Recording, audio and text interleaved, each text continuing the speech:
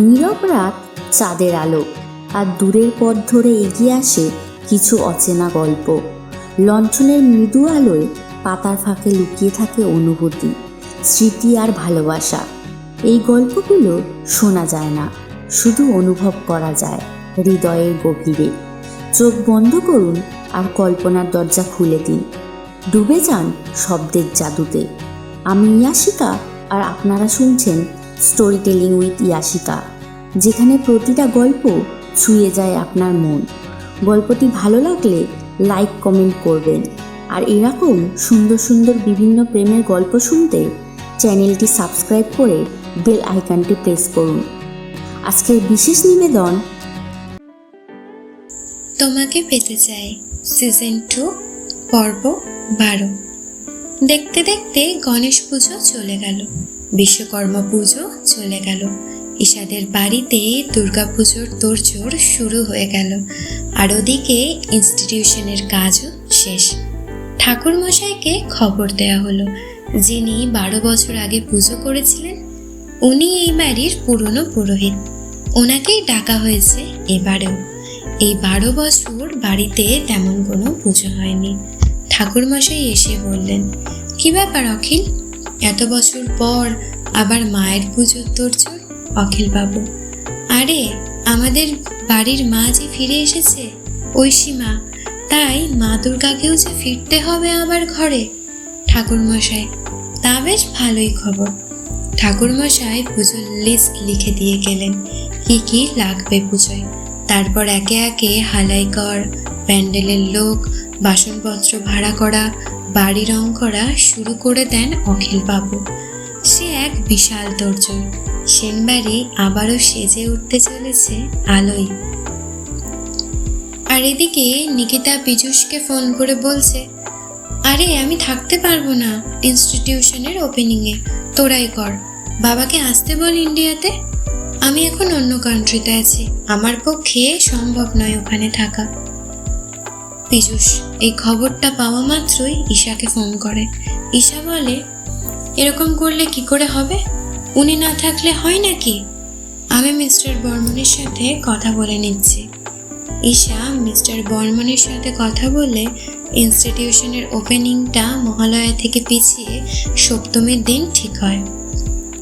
এদিকে নিকিতার ফোনে ফোন আসে মিস্টার বর্মনের। উনি বলেন, নিকিতা, তোমাকে থাকতেই হবে ওপেনিংয়ে, আমি না হলে কিন্তু অন্য স্টেপ নিতে বাধ্য হব। তোমার সব কথা শুনি মানে এই নয় যে কাজের ক্ষেত্রেও তোমার সব কথা মতো চলবো। সপ্তমীর দিন ওপেনিং হবে, আর তুমি কখন, কিভাবে, কি করে আসবে সেটা তোমার উপর, কিন্তু আমি তোমাকে দেখতে চাই, ব্যাস। আর নন্দিনী কোথায়? ওকে ফোন করলাম, ওর ফোনটা নট রিচেবল বলছে। নিকিতা, আরে ড্যাড, এখানে সমস্যা অনেক নেটওয়ার্কের, তাই। ও ঠিক আছে, একদম পরে কথা বলিয়ে দেব, এখন রাখছি বলে ফোনটা কেটে দিতেই নিকিতার সামনে ঈশা হাজির। ঈশা বলে, জানো ঐশী, আমাদের ইনস্টিটিউশনের ওপেনিংটা মিস্টার বর্মনকে একটু পিছিয়ে দিতে বললাম, কারণ নন্দিনী আর নিকিতা কারোরই কোনো পাত্তা নেই। এভাবে হয় নাকি বলো ঐশী? ওদেরকেও তো সাক্ষী থাকতে হবে বলো ওই মুহূর্তে। ঈশা কথাগুলো একটু গম্ভীরভাবে ফিসফিস করে নিকিতার কানের কাছে গিয়ে বলল। নিকিতা ঈশার এইরকম শান্ত কণ্ঠে এক প্রকার ভয়ের আভাস পেল। ওর বুকটা ভয়ে কেঁপে উঠল। ঈশা বলল, ঐশী, তুমিও যাবে তো ওপেনিংয়ে? তুমি না থাকলে হয় বলো? তুমি তো আমার সব বলো, তোমাকে তো আমার পাশে থাকতেই হবে। ঈশা নিকিতাকে পেছন থেকে জড়িয়ে ধরে কাঁধে মুখ রেখে কথাগুলো বলে, আর ঈশার গরম নিঃশ্বাসে নিকিতার হাত পা একেবারে ঠান্ডা হয়ে যায়। ও এক ঝটকায় ঈশাকে নিজের থেকে ছাড়িয়ে অন্য ঘরে চলে যায়। ঘরে গিয়ে রকিকে ফোন করে বলে, ঐশীকে সরিয়ে দে অন্য কোথাও, যেন কেউ খুঁজে না পায়, কিন্তু নন্দিনীকে কিছু করতে হবে না, ওকে বাঁচিয়ে রাখ, না হলে আমরা মুশকিলে পড়ব। ওইদিকে ঈশা প্রীতিকে বলায় প্রীতি জার্মান র এজেন্টের সাথে কন্ট্রাক্ট করে। জার্মান র এজেন্টের হেডকোয়ার্টার থেকে ফোন আসে নিকিতার কাছে। নিকিতাকে রিপোর্টিং করতে হবে হেডকোয়ার্টারে যত তাড়াতাড়ি সম্ভব। নিকিতার এবার দেয়ালে পুরো পিঠ ঠেকে গেল। নিকিতা পাগলের মতো করতে থাকে। ঘরের দরজা বন্ধ করে সব জিনিসপত্র ফেলে দেয় এদিক ওদিক। আর ঈশান নিচে দাঁড়িয়ে সেই শব্দ শুনে নিকিতার ঘরের দিকে তাকিয়ে একটা বাঁকা হাসি দেয়। কিছুদিন পর বাড়ি রং করা প্রায় শেষের পথে। আর এবারে ওরা প্ল্যান করেছে মায়ের মূর্তি কিনে আনবে না, বরং কোনো এক পটো ডেকে এখানে বাড়িতেই এবারে মায়ের মূর্তি বানানো হবে। মহালয়ার আর বেশি দেরি নেই। মূর্তি গড়তেও তো যথেষ্ট সময় লাগবে। তাই একজন পাকাপোক্ত পটোকে ধরে আনেন অখিলবাবু, যাতে সময়ের মধ্যে মায়ের প্রতিমা তৈরি হয়ে যায় কোনো বিঘ্ন ছাড়াই। পটো দালানে মায়ের কাঠামো তৈরি করতে ব্যস্ত। এই সময় কাজের মধ্যে দিয়ে দিনগুলো হু হু করে কেমন কেটে গেল। মায়ের মূর্তিও প্রায় শেষ, চক্ষুদান বাকি থাকলো শুধু। মায়ের সাজসজ্জা সবই প্রায় শেষের পথে। কাল বাদে পরশু মহালয়া। বাড়িতে কিছু কিছু আত্মীয় স্বজনদের আনাগোনাও শুরু হচ্ছে সবে সবে। সবাই মায়ের প্রতিমা বানানোর মুহূর্তগুলো উপভোগ করতে চায়। তাই ভিড় জমেছে সেন বাড়িতে। এত বছর পর আবার যেন সেন বাড়িতে প্রাণ ফিরে এসেছে। মহালয়ার আগের দিন বাড়ির সবাই মিলে প্ল্যান করে আজ রাতে আর কেউ ঘুমাবে না, আড্ডা দেবে দালানে বসে, রাত জেগে কাটবে। আর ভোরে মহালয়া শুনে দিনটা শুরু করবে। আর কাল মহালয়া যেহেতু, তাই মায়ের চক্ষুদানও সম্পন্ন হবে। মা মর্তে বাপের বাড়িতে আসবেন 5 দিনের জন্য তার স্বামী ভোলানাথকে ছেড়ে। তাই সবার মধ্যে যেন একটা উন্মাদনা কাজ করছে। খাওয়া দাওয়া শেষ করেই সবাই আড্ডা দেওয়ার জন্য দালানে হাজির হয়। ওদিকে আজ পটো বাড়ি যায়নি। মায়ের অসম্পূর্ণ কাজগুলো আজকে রাতেই উনি শেষ করবেন। সবাই বসে গল্পগুজব করছে। সবাই আবার একসাথে এতদিন পর একত্রিত হয়েছে, তাই সবাই সবার সাথে গল্পতে মজেছে। সবাই দালানে উপস্থিত থাকলেও ওখানে নিকিতা মিসিং ছিল। নিকিতার এসবে কোনো মাথা ব্যথা নেই। দিব্যি ঘরে ঘুমাচ্ছে ও। কেউ ওকে ডেকে বিরক্ত করেনি। ঈশা কিছুক্ষণ সবার সাথে আড্ডা দিয়ে সবার চোখকে ফাঁকি দিয়ে তার R15 বাইকটা নিয়ে বেরিয়ে যায়। ঘণ্টাখানেক পর আবার ফিরে আসে।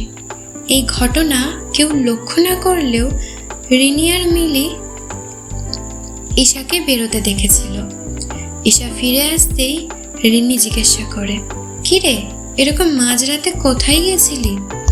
ঈশা, আরে কোথাও না, এমনি একটু হাওয়া খেয়ে এলাম মাইন্ডটা ফ্রেশ করতে।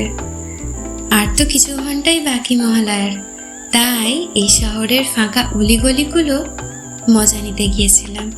এসব আড্ডা চলতে চলতে অনেকটাই সময় পেরিয়ে যায়। ঈশা এবার ঐশীকে ডেকে আনে। নিকিতা তো উঠতেই চায় না। ঈশাকে বলে, তুমি যাও, তুমি গিয়ে মহালয়া শোনো, আমার ঘুম পাচ্ছে, আমি ঘুমাবো। মহালয়া ফোনে পড়েও শোনা যাবে, বিরক্ত করো না। ঈশা, আরে সে তো পরে শোনা যাবে, কিন্তু সবাই একসাথে বসে রেডিওতে বীরেন্দ্রকৃষ্ণ ভদ্রের মহালয়া শোনার মজাটাই আলাদা। কিন্তু ঐশী, তুমি তো এমন ছিলে না।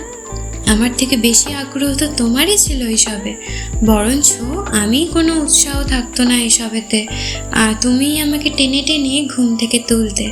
আর আজকে দেখো উল্টো।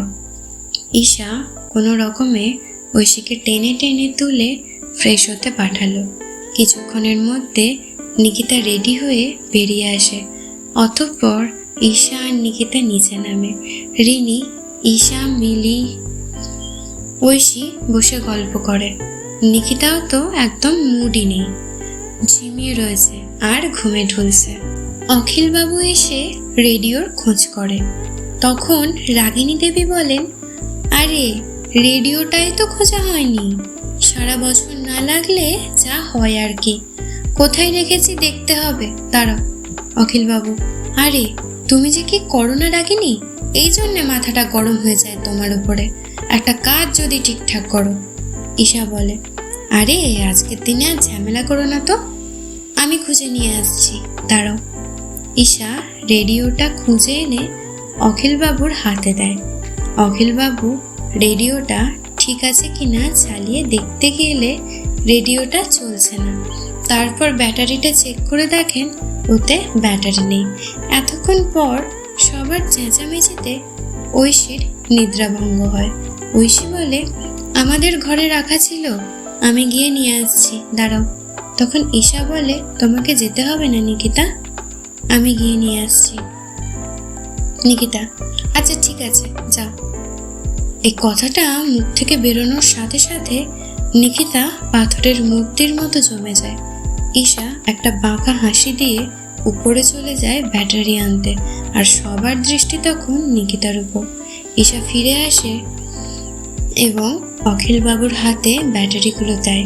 তাও কিছু সমস্যার জন্য রেডিওটা চলছে না। অখিলবাবু সেদিকে কোনো ভ্রুক্ষেপ নেই, উনি রেডিও নিয়ে ব্যস্ত। রাগিনী দেবী বলে, ঈশা তুই ওকে নিকিতা বলে ডাকলে কেন? আর ঐশী তুমি বা সাড়া দিলে কেন? ঈশা বলে, নিকিতা তুমি সবাইকে বলবে নাকি আমি বলবো? নিকিতা, এখানে বলার কি আছে, ঘুমের ঘোরে ছিলাম তাই হয়তো খেয়াল না করেই সাড়া দিয়েছি, ব্যাস এটুকুই, আর কিছু না।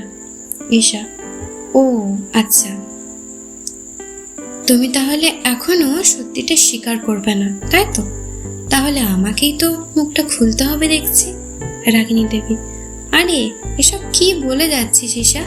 ঈশা, মা এবং বাকি সবাই, তোমরা কি জানো আমাদের সামনে যে দাঁড়িয়ে আছে সে ঐশী নয়, ঐশীর রূপে নিকিতা বর্মন দাঁড়িয়ে আছে।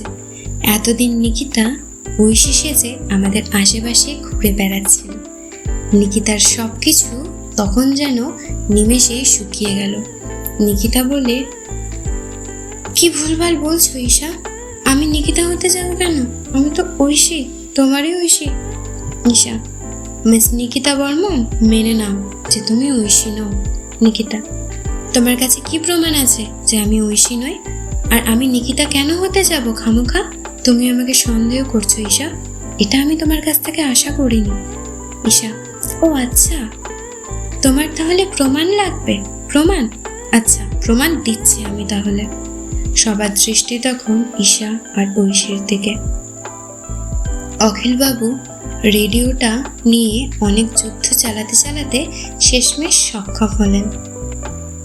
রেডিওতে আরজে বলে উঠল, হাই, আমি তোমাদের সাথে রয়েছি আরজে সায়ন্তিকা। সবাইকে সুপ্রভাত আর মহালয়ার শুভেচ্ছা। আপনারা শুনছেন 98.3 FM। কিছুক্ষণের মধ্যে শুরু হবে মহালয়া, আমাদের সেই পূর্ব পরিচিত বীরেন্দ্রকৃষ্ণ ভদ্রের কণ্ঠে, যার কণ্ঠে মহালয়া না শুনলে দিনটা অসম্পূর্ণ মনে হয়, যার কণ্ঠে মহালয়া শুনলে আমাদের গায়ে কাঁটা দিয়ে ওঠে। আমাদের সাথে থাকুন, আর মাত্র কিছুক্ষণের মধ্যেই শুরু হচ্ছে। হঠাৎ কিছু একটা পড়ে যাওয়ার শব্দ আসে। সবাই চমকে উঠে পেছন ফিরে তাকায় আর দেখে অন্ধকারের মধ্যে একটা ছায়ামূর্তি সদর দরজা দিয়ে বাঁ পায়ের চৌকাঠ পেরিয়ে দালানের দিকে আগমন করছে। আলো তার মুখে এসে পড়তেই সবার কাছে তার প্রতিচ্ছবি স্পষ্ট হয়ে ওঠে। রিনি চিল্লিয়ে ওঠে, বলে, ঐশী, তাহলে আমাদের পাশে এটা কে? আর তারপরেই রেডিওতে বেজে ওঠে বীরেন্দ্রকৃষ্ণ ভদ্রের কণ্ঠে, বেজে উঠেছে আলোকমঞ্জু। ধরণীর বহিরাকাশে অন্তরিত মেঘমালা, প্রকৃতির অন্তরাকাশে জাগরিত জ্যোতির্ময়ী জগন্মাতার আগমন বার্তা।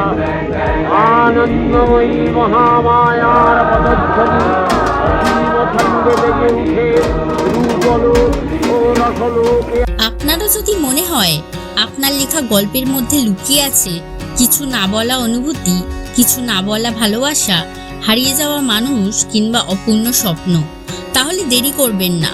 আপনার লেখা গল্প আমাদের সঙ্গে শেয়ার করুন।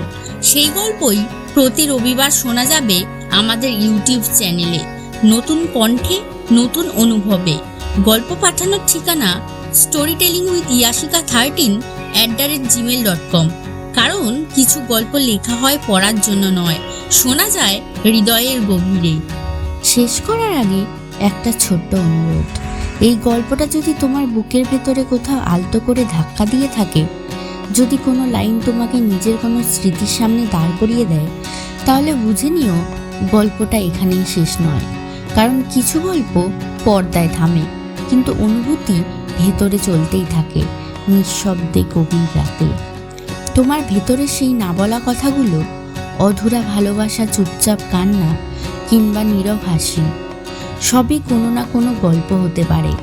সেই গল্প যদি তুমি শুনতে চাও, এই চ্যানেলটা শুধু তোমার জন্য। কারণ এখানে গল্প বলা হয় না, এখানে গল্প অনুভব করা হয়। আবার দেখা হবে নতুন কোনো গল্পের এপিসোডে, নতুন কোনো অনুভূতি নিয়ে। ততক্ষণ পর্যন্ত নিজের গল্পটা বাছিয়ে রেখো। টাটা।